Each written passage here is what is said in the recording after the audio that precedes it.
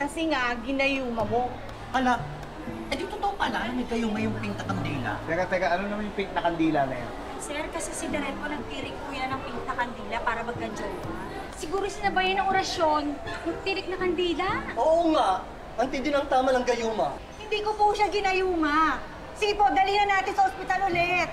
Alam mo, nakaka-30 mil na ako sa anak ko. Ang laki na nagastos ko. Isipin mo naman, pati yung upa sa kuryente. Nagamit ko na lang sa anak ko sa pagpapacheck up niya. Ako na pong bahala. Babayaran ko na po sa mga nagastos nyo.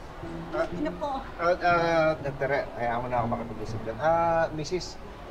Sige, huwag ko kayo mag-alala. Ako na hong bahala. Sagot ko na ho lahat. Naku, gagastos pa kayo?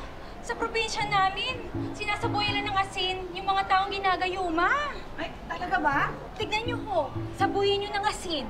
Magigising yan. Sino may asin dyan? May asin, tala niyo ako asin. Ano ba yun? Ito, oh. May asin ako. Akin yung hawak mo to.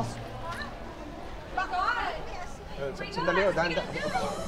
Jayboy! Jayboy!